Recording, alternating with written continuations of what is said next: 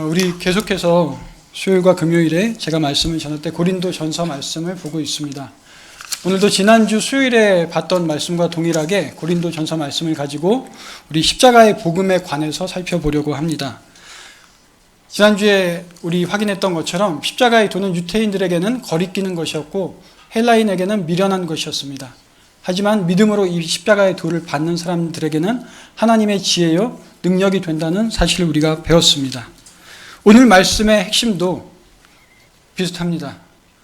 예수 그리스도의 십자가, 그 십자가의 복음을 우리가 전할 때 인간의 지혜나 능력이 아니라 하나님의 능력에 의존해서 성령께 의지해서 전해야 함을 사도 바울이 이야기하고 있습니다.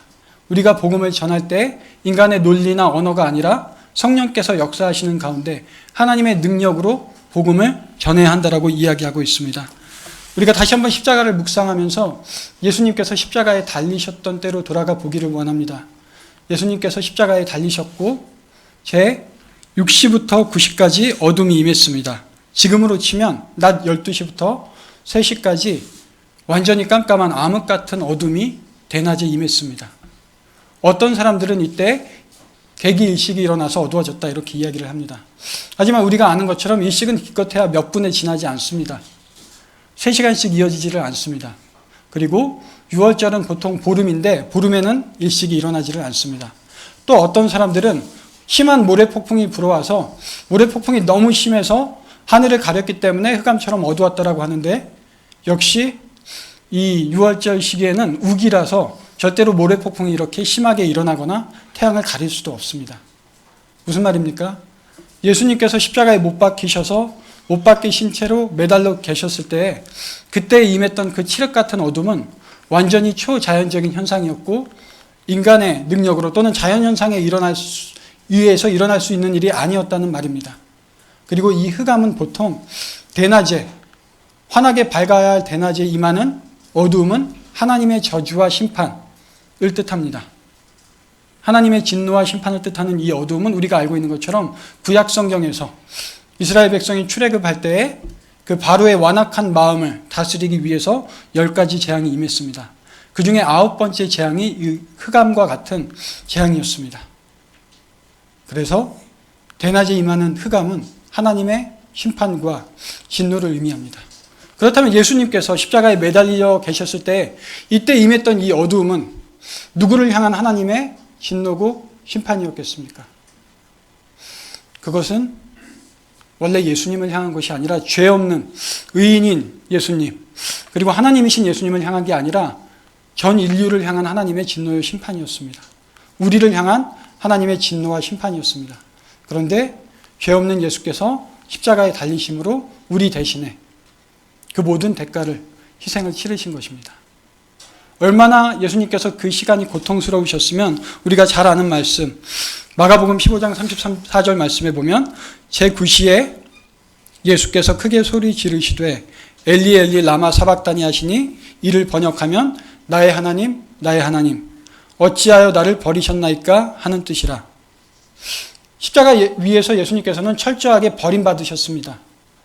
아버지이신 하나님 태초부터 늘 함께 계셨고 누구보다 완벽한 사랑의 관계를 이루고 계셨고 누구보다 영원한 사랑의 관계를 맺고 있었던 하나님 아버지께 아들이신 하나님께서 철저하게 버림받았습니다.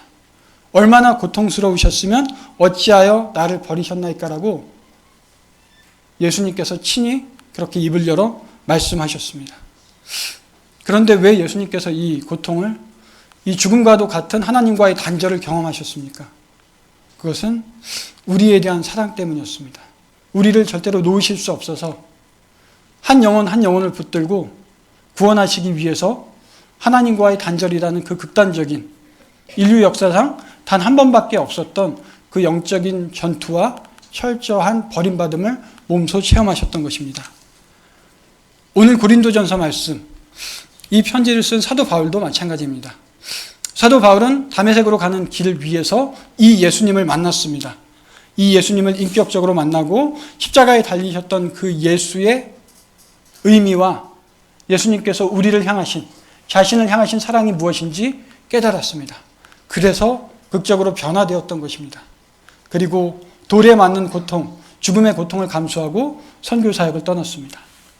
그래서 이 자신이 피 흘려서 세웠던, 고통받으면서 세웠던 이 고린도 교회를 향해서 다시 한번 이 편지를 보내고 있는 것입니다. 1절 말씀에 보면 사도 바울은 말합니다. 형제들아, 내가 너희에게 나아가 하나님의 증거를 전할 때, 복음을 전할 때에 지혜의 아름다운 것으로 아니하였나니. 지혜의 아름다운 것이라는 표현은 그 당시 고대 도시에서 웅변가들의 관습을 이야기합니다.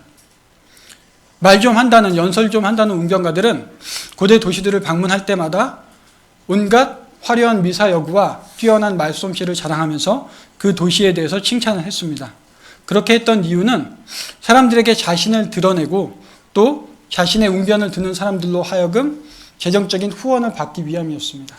그런데 사도 바울은 내가 복음을 전할 때에는 그 당시 고대 도시에서, 광장에서 있었던 그 연설들처럼 화려한 미사여구나 인간의 논리가 아니라 철저하게 십자가의 복음, 예수 그리스도의 십자가만을 의지했노라고 이야기하고 있습니다. 인간의 어떤 명석한 논리나 언변도 십자가의 복음을 대신할 수는 없습니다. 그래서 사도 바울은 작정한 것입니다. 내가 전하는 메시지는 철저하게 예수 그리스도의 복음일 수밖에 없다. 십자가에 못 박히신 예수 그리스도 그 한 분만을 전하겠노라.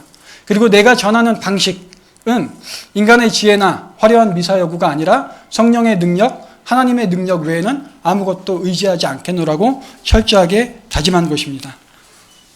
인간의 화려한 논리나 미사여구는 더 뛰어난 논리와 연설이 다가오면 무너지게 마련입니다.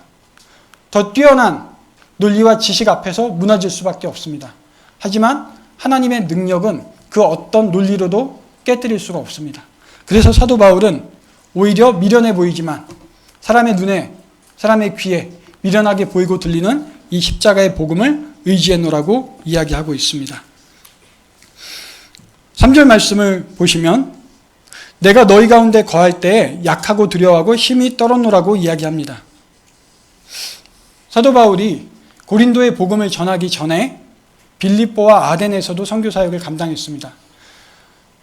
사도행전을 통해서 사도 바울의 선교 행적들을 보면 빌립보에서는 굉장히 힘차게 사역을 시작했지만 유대인의 반대와 박해로 말미암아서 흐지부지 끝나고 실패하고 말았습니다. 아덴에서도 선교 사역의 열매를 크게 거두지 못했습니다. 가는 곳마다 핍박당하고 배척당하고 어려움은 겪었는데 사역의 열매, 선교 사역의 열매는 거의가 없습니다. 밤낮으로 수고하고 애쓰는데 눈에 보이는 것이 없습니다. 인간적인 마음이라면 좌절할 수밖에 없고 절망할 수밖에 없습니다. 그럼에도 불구하고 사도 바울이 복음을 전할 수 있었던 것은 내가 선교 사역을 감당할 때, 예수 그리스도의 십자가를 전할 때에 성령께서 나를 이끌고 계시고 성령께서 분명히 그곳에서 일하고 계시다는 확신이 있었고 체험이 있었기 때문에 무너지지 않고 전할 수 있었던 것입니다. 십자가의 복음은 그냥 구원의 한 역사가 아니라 하나님의 구원 사역의 전체를 통합하고 그 의미를 깨닫게 해주는 십자가 사역, 하나님의 구원 사역의 중심입니다. 그래서 사도 바울은 이 십자가 외에는 전할 수 있는 방법이 없다라고, 전할 만한 메시지가 없다라고 단언했던 것입니다.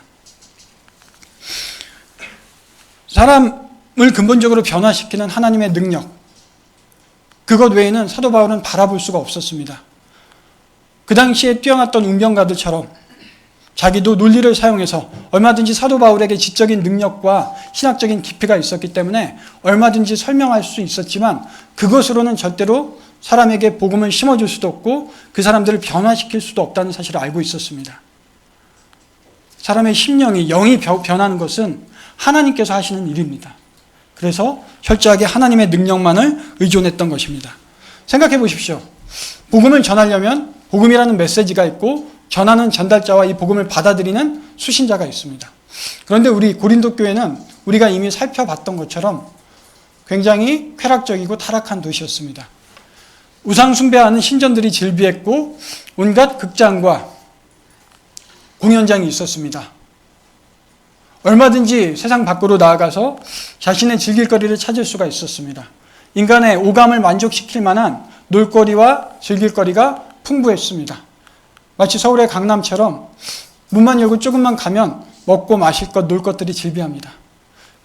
더군다나 이 사도 바울의 복음을 들었던 대부분의 이방인들은 그렇게 여유있고 시간이 한가했던 분들이 아니라 그냥 평범한 노동자들, 하층 계급의 분들이 더 많았습니다. 하루 종일 일하고 와서 남는 시간에 오히려 쉬고 싶고 즐기고 싶고 인간적으로 뭔가 즐거움과 쾌락을 추구하고 싶었던 게 아마 자연스러웠을 겁니다. 그런데 그 쾌락의 도시 한가운데 있는 바쁘고 분주한 사람들을 향해서 복음을 전합니다. 그렇게 사실은 지적인 분들도 아닙니다. 세속적으로 보면. 복음을 받아들이는 사람들의 입장이 그랬습니다. 복음은 어떻습니까?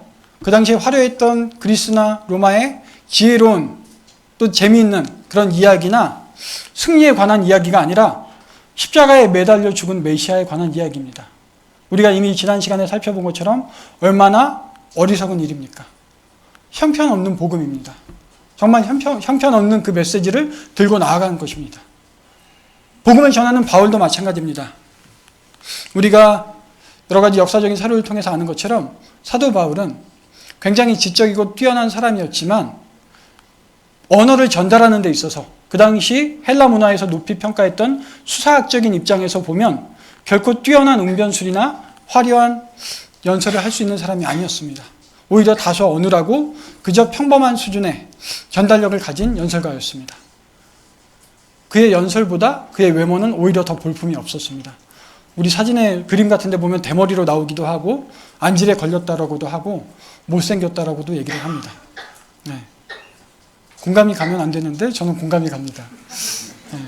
말주변도 없고 외모도 드러날 게 없어서 정말로 의지할 게 없는데 제가 이런 얘기를 하면 이해가 안 된다는 표정을 지으셔야 되는데 되게 공감하고 같이 웃으시는 것 같아요. 네. 조금 기분이 상하긴 하지만 사실이니까 어쩔 수가 없습니다. 네. 그러니 바울이 뭘 의존할 수 있겠습니까? 복음을 전하는 전달자나 받아들이는 사람들이나 메시지나 인간적인 기준으로 보면 이건 실패를 자처하는 겁니다. 이 메시지는 아무도 들을 수 없고 누구도 전할 필요성도 느끼지 못하고 메시지 자체에도 어떤 힘이 없는 것처럼 보입니다. 그런데 놀랍게도 이 복음을 듣고 고린도에 있던 이방인들이 하나님께로 돌아오기 시작하는 겁니다. 예수님을 믿고 교회가 세워집니다.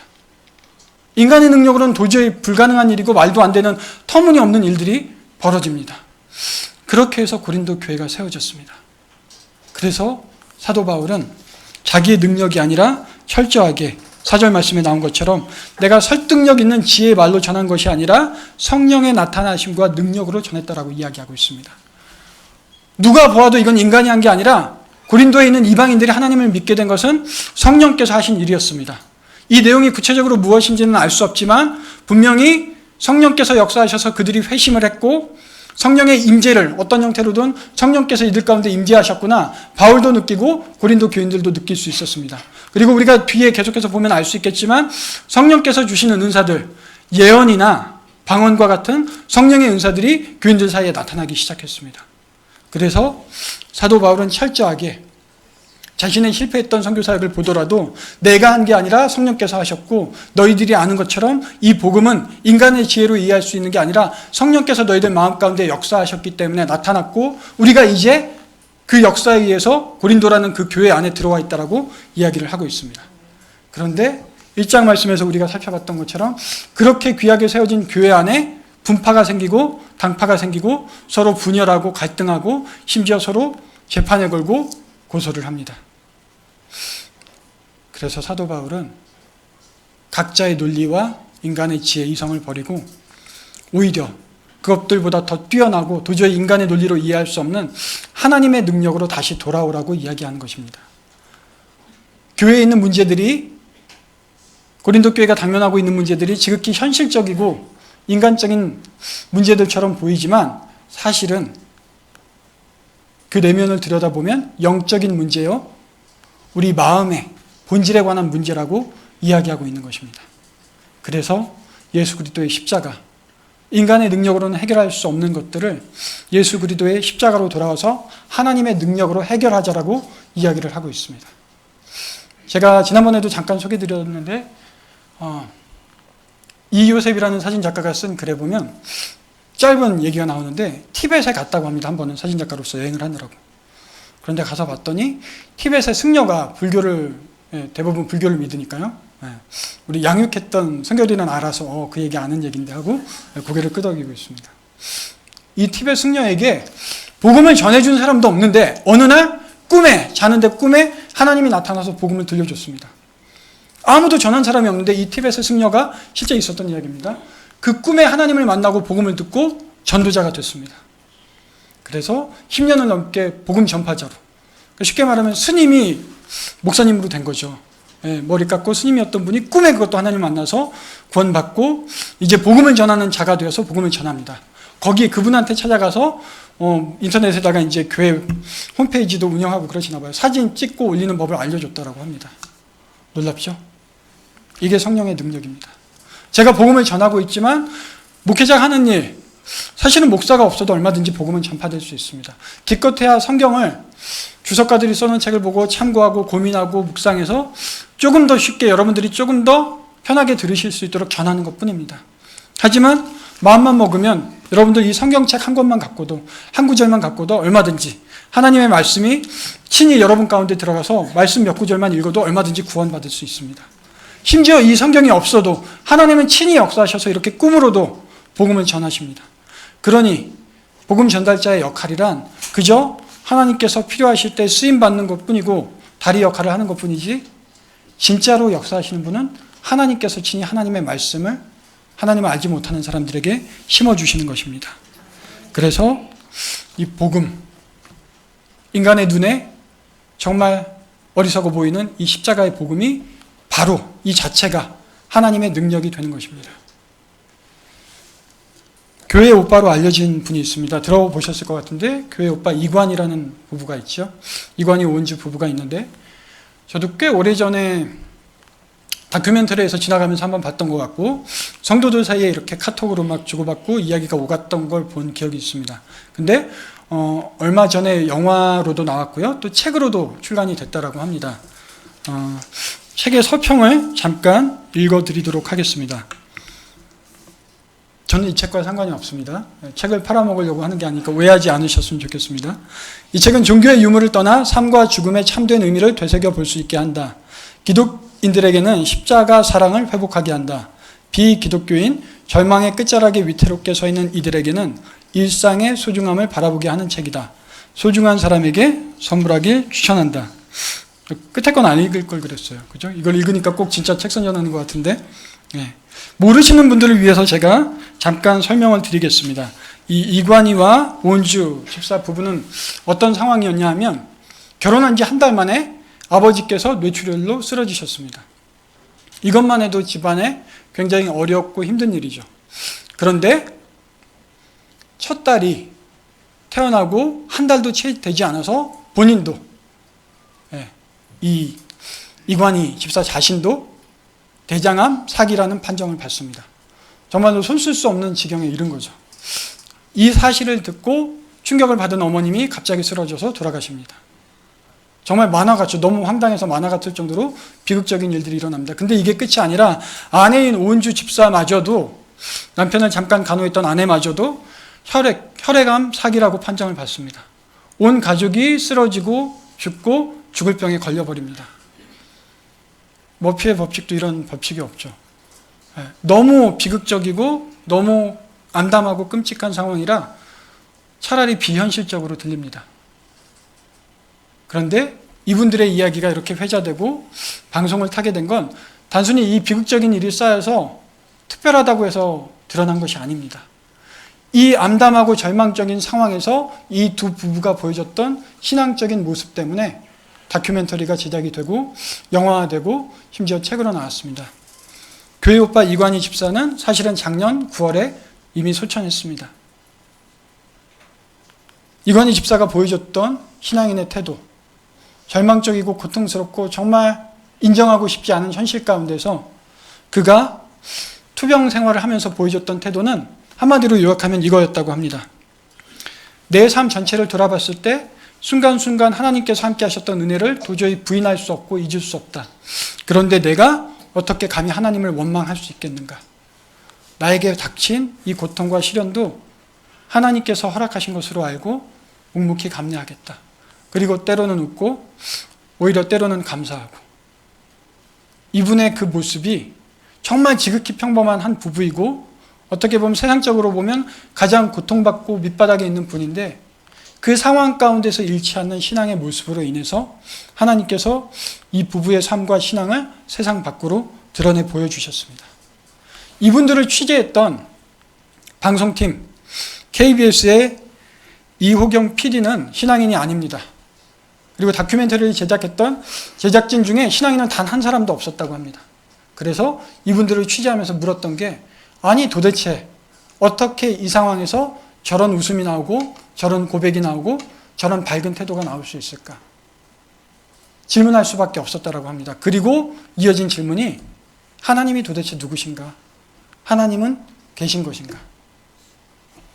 이분이 직접적으로 복음을 전하지는 않았지만 이관희 집사와 온주 부부는 자신이 배운 십자가를 이해할 수 없는 상황에서도 끝까지 놓지 않고 붙들고 나아가려고 애썼습니다.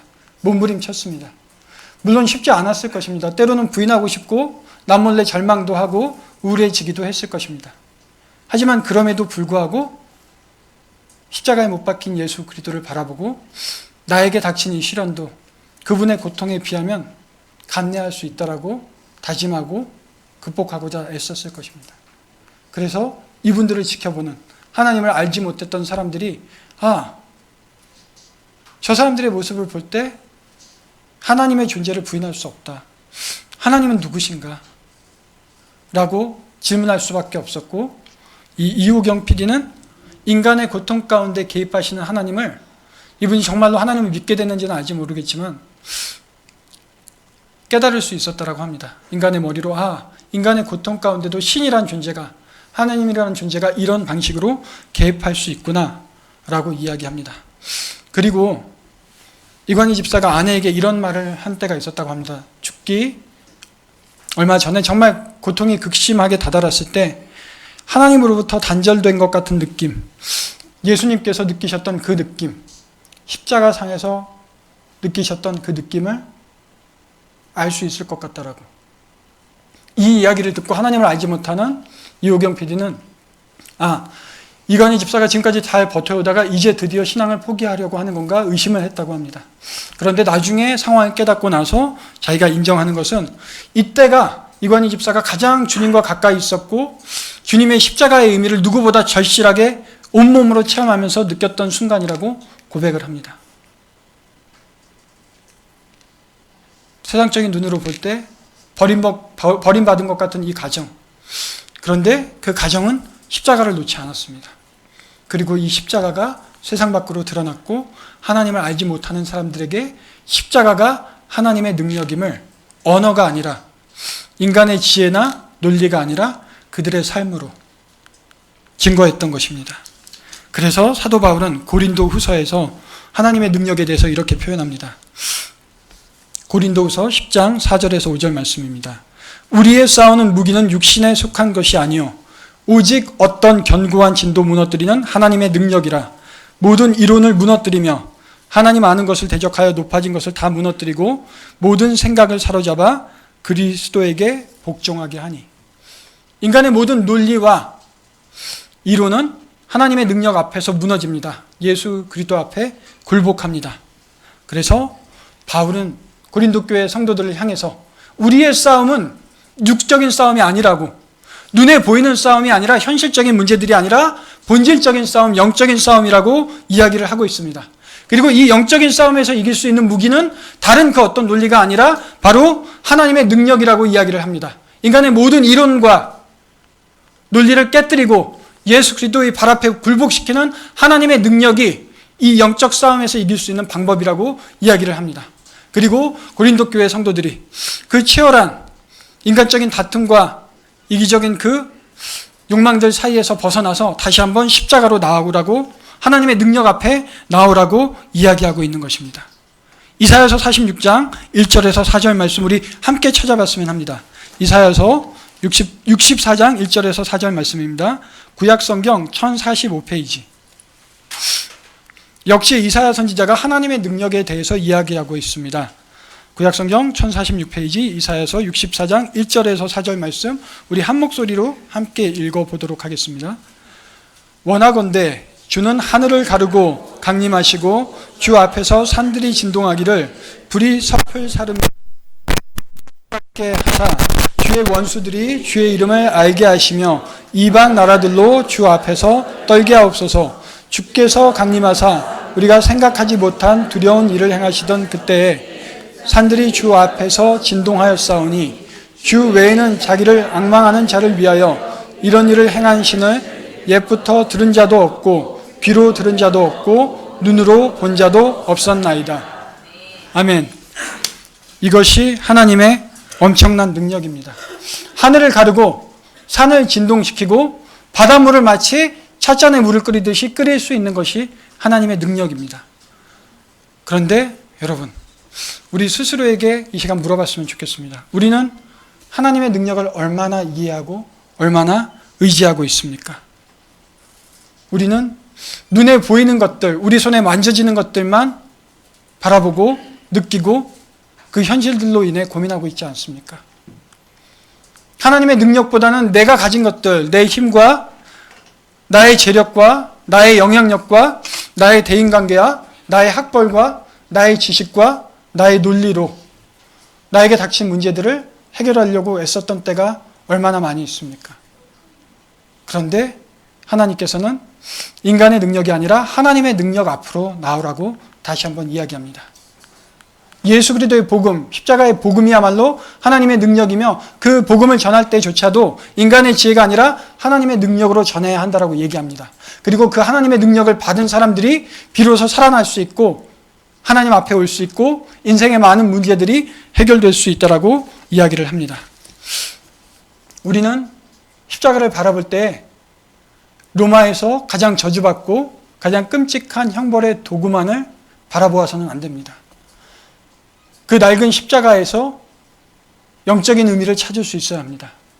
인간의 죄악이 얼마나 끔찍하고 넌덜이 나는 것이면 하나님의 아들께서 저 위에 매달리실 수밖에 없었는지, 우리의 죄악, 우리의 영적인 문제, 우리의 죄가 얼마나 끔찍하고 잔인한 것인지 깨달을 수 있어야 합니다.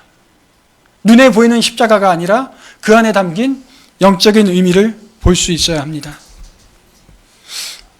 우리의 죄가 얼마나 끔찍하고 무섭기에 우리 교회 안에 이렇게 썩은 문제들, 고질적인 문제들, 남의 이야기가 아닙니다. 그죠?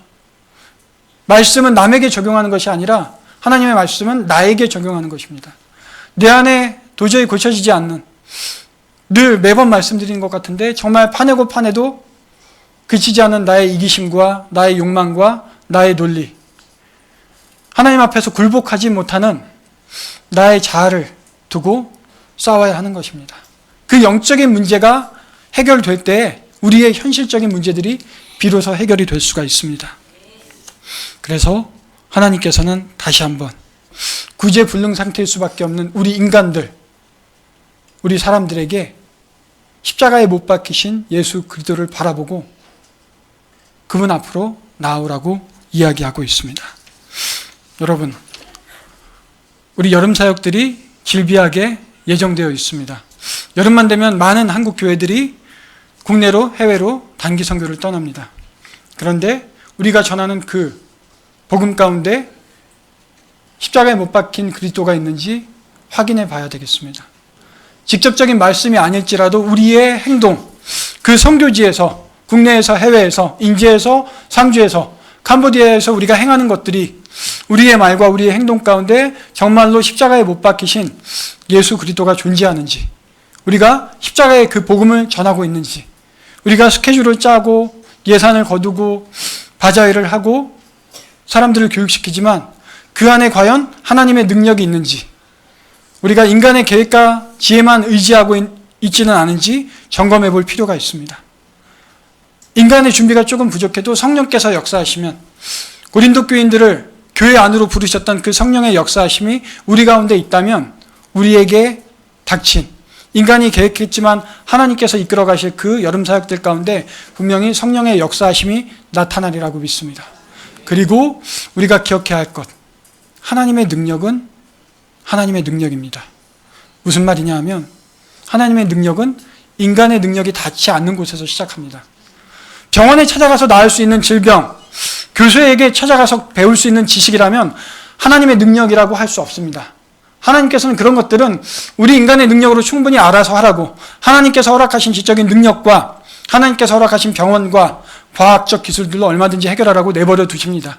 하나님께서 모든 일에 개입하지 않으십니다.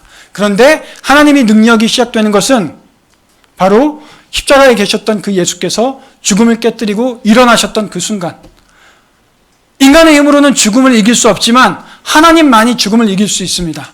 그래서 죽음을 깨고 죽음의 권세를 굴복시키고 부활하셨던 예수 그리스도께서 또다시 하나님의 능력을 증거합니다. 산을 가르고 하늘을 가르고 바다를 끓이는 그 하나님의 능력.